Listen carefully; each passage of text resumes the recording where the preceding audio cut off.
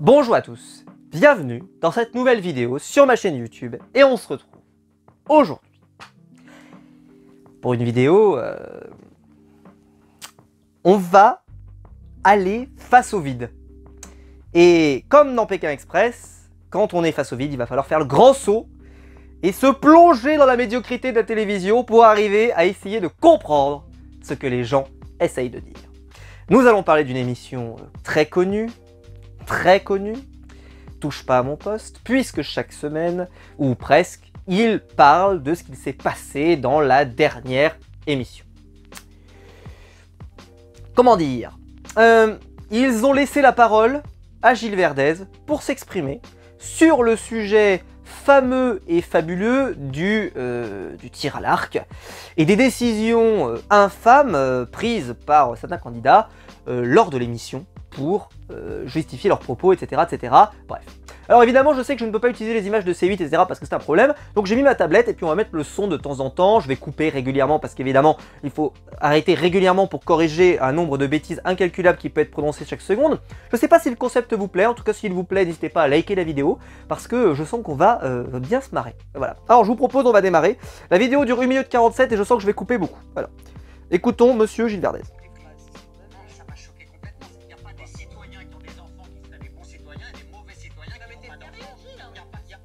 D'accord, je suis obligé d'arrêter, nous sommes à 7 secondes de vidéo. Alors, Gilles Verdez commence à nous parler donc de citoyens et de mauvais citoyens qui n'ont pas d'enfants ou qui ont des enfants. Je rappelle que le jeu, hein, je l'ai dit dans ma review, mais je le répète, ce jeu est injuste. C'est-à-dire que quand on choisit des gens, on les choisit pour des critères qui ne sont pas des critères objectifs. C'est plus méritant, c'est qu'il ne s'est pas intéressé à Gilles Verdez pour savoir s'ils les ont éliminés parce qu'ils ont des enfants ou pas des enfants, s'il y a des alliances en cours, s'il y a des affinités. Gilles Verdez, j'aimerais bien savoir, quelle est la raison que tu trouverais bonne pour éliminer quelqu'un dans ce jeu? On la joue au mérite très probablement, c'est ça la bonne réponse qu'il allait vous sortir, hein, je présume, en vous disant, bah on casse la flèche de celui qui est arrivé le plus loin. Mais ça serait plus juste, c'est-à-dire que, est-ce que ça serait obligatoirement plus juste? C'est-à-dire que tu casses la flèche et puis au final, la personne qui est en face de toi, au bout du bout, c'est peut-être même pas la personne dont tu es la plus proche, c'est peut-être ton pire ennemi dans l'aventure, etc., etc., peu importe. Mais selon la réflexion de Gilles Verdez, c'est-à-dire qu'on ne peut même plus, ne serait-ce que réfléchir à une autre option dans le jeu, c'est indigne. Alors on va voir, il va utiliser des argumentations qui sont absolument improbables et vous allez voir, mais voilà, c'est pour dire déjà qu'il n'y a pas de question de citoyen là, d'où personne n'a le droit de vote, en plus sur le mot citoyen, il n'y a pas des sous-citoyens, les citoyens. Personne ne vous oblige à avoir des enfants, personne n'oblige les personnes à avoir des enfants, stop, terminé, et la question ne se pose pas, c'est juste que quand vous êtes dans ce jeu, il y a des gens qui effectivement vont vouloir valoriser, peut-être parce qu'ils ont envie d'avoir des nouvelles de leur famille, etc. Mais il y en a d'autres, peut-être qu'ils ont des enfants, mais pour autant ils sont pas forcément déterminés, on en a eu dans les saisons de Koh-Lanta, des gens qui avaient des enfants, des familles, mais qui te disaient, moi je préfère pas l'avoir le coup de téléphone, je préfère pas l'avoir, parce que je préfère rester focus dans mon jeu, concentré, etc. Je préfère ne pas l'avoir. On l'a déjà entendu, donc c'est pas lié, donc il n'y a pas une réponse universelle donnée par Gilles Verdez de on victimise, je sais pas quoi, etc. C'est absolument terrifiant. Bon, Géraldine Maillet va essayer de le ramener sur la voie de la raison, faute évidemment, voilà, hein, cause perdue évidemment, hein, ce n'est pas possible évidemment Géraldine, c'est bien beau d'essayer mais ça ne marche pas.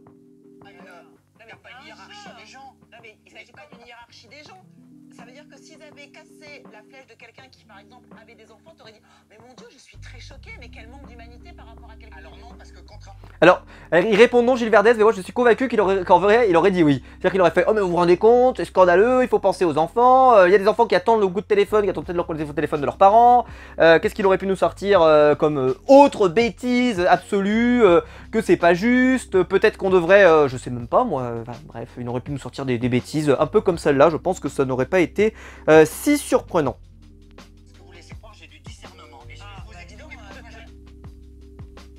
Vous avez vu ma tête, hein? Voilà, dans cette réplique quand même formidable. Croyez-moi, j'ai du discernement. Première nouvelle, c'est important de le signaler, il était temps de le savoir. Ça fait 10 ans qu'on écoute Gilles Verdez, mais sachez-le, il a du discernement. Formidable, très bonne nouvelle. Comme par hasard, parmi les gens qui n'avaient pas d'enfants, il y a toutes les femmes. Et donc on a... Comme par hasard, alors là il est fabuleux le comme par hasard. Comme par hasard, parmi les gens qui n'avaient pas d'enfants, il y avait les femmes. Et vous imaginez si ça avait été l'inverse? C'est-à-dire que ça aurait pu, hein, si ça avait été l'inverse, que tous les hommes, ils n'avaient pas eu d'enfants. Parce que c'est possible, je veux dire, on pourrait se trouver dans une saison où tous les hommes n'ont pas d'enfants. Ok, très bien. Qu'est-ce qu'il nous aurait sorti là? Là, vous pensez qu'il nous aurait sorti un argument comme celui-là? Et puis je rappelle, parce que Gilles, je pense qu'il suit pas le programme, il y avait des alliances, il y avait des choses comme ça, il y a un raisonnement derrière, hein. Il n'y a pas que uniquement on casse au mérite, non, on casse aussi par affinité. Donc évidemment, en plus, il y avait des alliances à ce moment-là qui sont très importantes dans la narration. D'ailleurs, je rappelle que Gilles est puni à la fin par les alliances garçons, etc., qui n'étaient pas assez discrètes, etc., etc. Donc en plus, ça a eu une résolution, c'est-à-dire qu'il n'y a pas eu de... On le voit à l'écran vers où ça mène. Donc là, venir faire une sorte de scandale en disant que c'est honteux, mais je comprends pas, ça n'a pas de raison.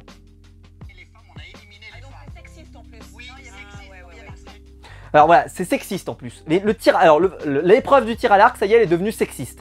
Mais en fait, elle n'est pas sexiste cette épreuve. On a même eu des tirs à l'arc qui sont terminés avec une victoire d'une femme. Donc ça n'a pas de sens. C'est-à-dire que là, il nous sort un argument, mais ça a déjà été fait, hein, des arguments sur si t'as une femme, pas une femme, etc. J'ai envie de dire, je vais répondre à Gilles Verdez de la meilleure des façons. Si jamais tu voulais gagner ce tir à l'arc, tu finis premier à chaque salve, tu casses la flèche de tout le monde comme Sam l'avait fait, tu gagnes. Et ça, au moins, il n'y a pas de discussion possible, tu as gagné. Si jamais tu n'es pas arrivé premier, tu fermes ta C'est ça la vérité. Et ça c'est juste. Et ça c'est pas sexiste. Et ça c'est factuel. C'est factuel. Point terminé. Voilà. Voilà, il y a l'alliance des 4 garçons. C'est pas raciste aussi, hein. Ils ont viré les femmes. Quelle blague. Laissez-le parler. Jean-Michel Maire qui vient de nous sortir quand même juste, c'est le but du jeu la stratégie. Bah oui, mais Gilles Verdez, je pense qu'il n'a pas compris. Hein, et, ça fait des années qu'il nous parle de Koh-Lanta, mais probablement qu'il regarde même pas, ça se trouve, il regarde même pas le programme, il regarde juste les passages qu'on lui donne, ça se trouve. Non, je plaisante, bon, j'exagère un peu, mais c'est juste pour dire que là, franchement, c'est du grand n'importe quoi, c'est du grand n'importe quoi. Et là, quand même, quand t'as Jean-Michel Maire qui vient te raconter, qui vient te rappeler une banalité de te dire. C'est quand même le but du jeu de faire un peu de stratégie, c'est quand même pour dire que là on a touché le fond d'un océan très très profond de médiocrité, parce que vraiment c'est de la médiocrité depuis le début de cette intervention. Hein. Du sexisme ordinaire, regardez, les pauvres femmes qui n'ont pas d'enfants virées du jeu. Ben moi je suis désolé. Les pauvres femmes, oh là là, j'ai presque pleuré. Les pauvres femmes qui n'ont pas d'enfants sont éliminées. Oh là là, qu'est-ce que c'est terrible. Oh là là, franchement, alors qu'ils vont se revoir dans 10 jours. Oh là là, quelle catastrophe, hein, franchement, ils vont attendre 10 jours de plus, ces enfants. Oh là là, c'est terrible. Ah, mon cœur de pierre souffre de telles nouvelles. C'est terrible. Gilles Verdez, mon Dieu Seigneur. Je suis pas le seul à être choqué. Sur les réseaux sociaux, ça s'est embrasé. C'est une vraie polémique. Mais il victimise les femmes, c'est insupportable. Il victimise. Et là, donc Géraldine, c'était le titre de ce pass Twitter, c'était « Il victimise les femmes ». Mais c'est vrai, par définition, il victimise les femmes. Comme si en gros, voilà, c'était injuste, machin, etc. Mais le jeu est injuste en fait. Ce jeu est injuste par essence. Donc en fait, il essaye de donner de la justice dans une séquence qui n'est pas juste. C'est irréel en fait, c'est irréel. Ce jeu, en fait, Koh-Lanta a jamais été un jeu au mérite, c'est pas le meilleur qui gagne. Le nombre d'exemples où à la fin de Koh-Lanta, c'est pas le meilleur qui gagne, mais on en a des dizaines, où c'est un candidat qui est pas celui qu'on a préféré. Demandez aux gens qu'est-ce qu'ils ont pensé quand Nawel a remporté la victoire et que c'était pas Claude, ils ont pas dit ah là là machin et tout, bah quand même on était un peu déçus. Mais c'était juste. Et on s'est pas dit, même si on le regrettait évidemment, mais quand Nawel choisit pas Claude sur le poteau, on se dit pas, bah elle le choisit pas parce que machin, bah non elle le choisit parce qu'elle veut gagner. Alors elle avait sorti des arguments, vous vous souvenez, un peu foireux, mais voilà machin. Mais c'est pas un jeu juste, Koh-Lanta. Si jamais tu veux avoir la maîtrise de ton destin, il faut être premier partout. Il faut être premier partout. Honnêtement, ça me rappelle la saison, pour ceux qui se souviennent, la saison de la guerre des chefs avec Maxime et Cindy. Cindy, elle pouvait pas blairer Maxime. Elle voulait le virer, elle voulait le virer, elle voulait le virer, elle voulait le virer. Elle y arrivait pas, pourquoi? Parce que Maxime il gagnait tout. Donc à un moment il dit, même je me souviens cette réplique était improbable à l'époque, c'était, il dit, vous voulez jouer avec un plus fort? Eh ben on jouera avec un plus fort. Je vais tout gagner, et comme ça, peu importe ce que vous faites, peu importe ce que vous me dites, bon au final ça a fini par, il a fini par le payer, hein, mais la séquence était assez formidable à l'écran, il a dit, peu importe ce que vous me dites, peu importe ce que vous faites, peu importe ce que vous pensez de moi, de toute façon je vais tout gagner, et comme ça j'irai au bout. Et vous pourrez rien faire contre, Et ben à l'époque ça me rappelle beaucoup par exemple la saison avec Théora, la première, où ils ont essayé de le virer encore et encore, sauf qu'ils trouvent un collier d'immunité, ensuite derrière ils gagnent les bonnes épreuves au bon moment, etc. etc. C'est un jeu dans lequel il y a la question du timing est extrêmement important. Et là, cette épreuve du tir à l'arc, elle tombe à un moment où les garçons, il y a cette alliance qui n'est pas connue, etc. Et donc forcément ça leur a apporté bonheur entre guillemets, mais aussi bon, cette réflexion, la réflexion des filles qui cassent qu'on casse celles qui n'ont pas d'enfants. La première qui casse une flèche, elle casse une flèche parce que la personne n'a pas d'enfant. Et elle casse la flèche d'une femme. La première personne qui casse une flèche, c'est une femme sur une femme. C'est pas un homme, c'est une femme. Donc en plus, ils donnent à l'image des choses qui sont pas vraies. C'est pas de leur faute si parmi les femmes, il n'y avait pas de femmes qui avaient des enfants. C'est pas de leur faute. C'est regrettable. Évidemment qu'elles n'aient pas pu en profiter, etc. J'en ai bien conscience, évidemment. Et en plus, il y avait l'alliance, ça n'a pas aidé. C'est certain, hein. C'est tout à fait sûr. Mais malgré tout, il y avait rien de honteux. La scène est injuste, mais elle est injuste parce que c'est normal qu'elle soit injuste, parce qu'elle l'est comme ça. Et c'est pour foutre de la merde en plus. C'est fait exprès pour foutre de la merde. C'est insupportable. Les femmes sont des pauvres femmes, elles n'ont pas d'enfants, ce sont des pauvres femmes qui n'ont pas d'enfants. En fait, c'est juste des combattantes, elles s'en foutent, elles vont aller beaucoup plus loin dans le jeu, elles n'ont pas besoin de ta pitié, ta miséricorde pour aller loin dans Koh-Lanta. Surtout qu'en plus, là je suis tout à fait d'accord avec Géraldine Maillet, qui nous précise donc que bah voilà, les femmes n'ont pas besoin de sa pitié, etc. Le nombre de femmes qui ont remporté Koh-Lanta ces dernières années, ou qui ont fait des prestations exceptionnelles, etc. etc. on ne les compte plus, hein, donc voilà, là le débat n'a pas de sens. Les enfants sont des pauvres femmes qui n'ont pas d'enfants. En fait, c'est juste des combattantes, elles s'en foutent, elles vont aller beaucoup plus loin dans le jeu, elles n'ont pas besoin de ta pitié, ta miséricorde pour aller loin dans Koh-Lanta. Au secours, quoi. Mais à chaque fois, Qu'est-ce que t'en penses? Elles ont pris leur revanche, Géraldine. Et la revanche qu'elles ont prise, c'est une revanche qu'elles m'accordent, contrairement à ce que vous dites. Voilà.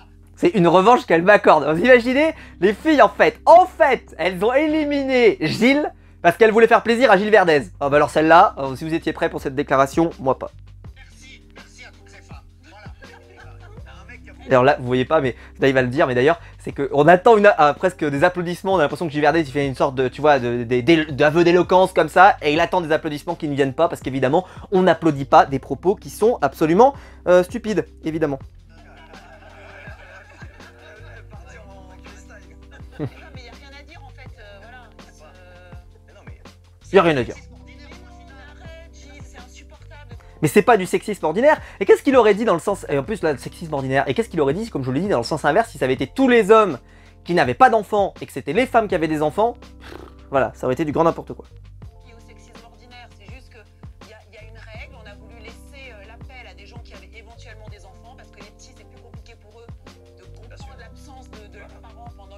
Alors ça c'est plus discutable, en plus bon si vous savez, hein, il y a même certains des candidats qui nous ont déjà dit qu'ils voulaient appeler pour avoir des nouvelles de leur chien, hein, on se souvient. Donc voilà, il y a toutes les raisons pour appeler les gens qui se comprennent, qui se justifient, etc. Mais voilà, après c'est chaque candidat prend sa décision, etc. etc. Mais voilà, on a eu des trucs encore bien plus improbables, voilà, des gens qui veulent appeler pour avoir des nouvelles de leur chien. Eh ben écoutez, ils ont le droit, voilà, ils ont le droit. Si le mec il casse toutes les flèches et qu'il gagne et qu'il a des nouvelles de son chien, bravo, félicitations. J'ai hâte que ça arrive. Le jour où ça arrive, je vous promets, ce mec là, je vais lui faire, ou cette fille d'ailleurs, peu importe, je vais lui faire, mais alors je vais l'adouber. longue période, et voilà, il n'y a pas de souci, quoi. Voilà. Donc je pense que c'est ridicule. Bon, c'est fini. Voilà, en tout cas, moi aussi je pensais que c'était ridicule. En tout cas, c'est pour vous dire que je trouve que les débats qui sont faits dans Touche pas à mon poste sur Koh-Lanta sont souvent médiocres en fait, c'est malheureux, mais alors ils font venir souvent des candidats, c'est très bien. C'est très bien parce que ça leur donne une exposition, etc. Et que voilà, c'est toujours sympa d'avoir leur point de vue. En plus, je me souviens à l'époque, quand il y avait eu pas mal de problèmes, des harcèlements notamment sur Régis, sur...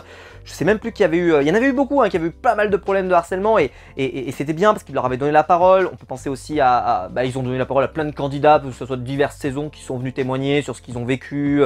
On se souvient de Tania notamment, etc., etc. Bon, bien, bravo. Ils font un peu de pub pour l'émission, c'est super cool, donc il n'y a pas de problème. Mais... malgré tout, c'est une émission qui, je trouve, quand il parle de Koh-Lanta, ça a baissé quand même en termes de niveau de qualité. Ça a toujours été un peu le café du commerce, mais là c'est devenu de plus en plus mauvais. À l'époque quand même, quand vous avez le jeu zap, jeu mat, des trucs comme ça, les arguments qui étaient sortis étaient des fois un peu stupides, mais quand même pas à ce point-là. Là, Gilles Verdez, des fois c'est vraiment le comble de la stupidité. Et là on est vraiment face... Alors dites-moi ce que vous en pensez, dites-moi ce que vous pensez des propos de Gilles Verdez. Allez les voir sur Twitter, je vous mettrai peut-être le lien dans la description, évidemment, mais voilà, pour moi c'est plus possible. Le jeu de Koh-Lanta est un jeu injuste, il n'est pas sexiste, il est injuste. Après, il y a des comportements parfois qui ont pu être sexistes ou autres, machin, etc. Ça peut arriver dans le jeu, mais c'est comme dans la société malheureusement tout court. Hein. Il y a des choses qui peuvent être discutables, etc. Mais malgré tout, c'est un jeu, ça reste un jeu. Et donc le jeu, bah, il a ses règles. Et si on n'est pas prêt à les accepter, bon, ça se quitte pas à Koh-Lanta aussi. Hein. Moi, je l'ai déjà dit, mais c'est un peu violent de dire ça comme ça. Mais si jamais vous n'êtes pas capable de vous dire, je vais me séparer de mes enfants pendant 3 semaines ou 4 semaines, c'est que vous n'avez rien à faire là. C'est terrible à dire comme ça. Alors je sais, bien sûr, vous allez me dire, on sait pas ce que c'est, vraiment l'absence avant d'être parti, blablabla. Oui, c'est vrai, bien sûr, évidemment. On se rend pas compte, mais tout de même... Quand tu pars, surtout que c'est le rêve d'une vie, Koh-Lanta. C'est le rêve d'une vie, Koh-Lanta, pour beaucoup de gens. Donc, quand tu y vas, tu sais que tu vas réaliser le rêve de ta vie, que tu vas passer un excellent moment. Et j'ai envie de dire, ta famille devrait être contente que tu sois là. Et puis en plus, petite parenthèse, si jamais il se produit quelque chose de grave, c'est déjà arrivé, on a déjà eu des candidats où il y a eu par exemple un décès dans la famille, etc. Ils ont dû repartir et ils viennent te chercher. Donc tant qu'il se passe rien de grave, en fait, personne n'ira vous chercher. Donc en fait, il n'y a même pas de raison de paniquer. Quelle est la raison de paniquer en vrai? Si c'est vraiment produit quelque chose de grave, vous saurez. On vous laissera pas dans l'ignorance, hein. Promis. on viendra vous chercher. S'il se passe un truc grave, on viendra vous voir. Donc s'il se passe rien de grave, et dans la vie des 99,999% des gens, bah ils ont des vies normales, il s'est rien passé, ils sont partis un mois et en fait les gamins ils ont continué d'aller à l'école, le mari il est continué d'aller à son travail, etc., etc. Il a tenu la maison, etc. Il s'est rien passé d'extraordinaire. Enfin, voilà, il y a quelques situations. Comme par exemple si tu pars et que ta femme bah, elle est enceinte et qu'elle est très proche du terme, etc. Là, tu vois, il peut y avoir des circonstances un peu particulières qui sont un peu improbables parce que quand tu lances ton dossier d'inscription, c'est plusieurs mois à l'avance et ta vie elle peut avoir changé entre temps. Et globalement, voilà, quand tu pars dans cette aventure, c'est le rêve d'une vie. Donc, arrêtons de victimiser, voilà, mais que ce soit les hommes ou les femmes, les hommes auraient sorti les mêmes choses que j'aurais dit pareil. Hein. C'est dans les cas, voilà, le jeu, il n'est pas censé être juste et il sera jamais juste. En plus, nous, les téléspectateurs, on serait les premiers à le regretter que si jamais ça se faisait tout au mérite, que c'était tout sportif et qu'en fait, on n'avait pas du tout le choix à la casse. C'est Denis qui arrive, il dit, c'est la flèche la moins bonne, elle casse. Parce qu'il pourrait faire ça, Denis, hein. S'il le fait pas, c'est volontaire, c'est pour foutre la merde. Sinon, si on veut pas foutre la merde, on casse les flèches. Et c'est pareil pour le poids. Le poids, si jamais on veut pas foutre la merde, qu'est-ce qu'on fait? La dernière personne qui est arrivée, elle récupère le poids précédent. Point terminé, et hop, il n'y a plus de problème. Ça serait chiant, évidemment que ça serait pourri, que ça serait nul. Mais au moins, ça règle le problème. Ça règle le problème. Voilà. Bon, écoutez, je m'arrête là. J'espère que la vidéo vous aura quand même un peu plu. J'espère que vous aurez quand même entendu un petit peu. Je verrai ce que ça donne après. Si la vidéo vous a plu, vous pouvez la liker, pour vous abonner, pour la partager sur les réseaux sociaux. N'hésitez pas à le faire. Et on se retrouve très vite pour de nouvelles vidéos sur ma chaîne YouTube. Ciao!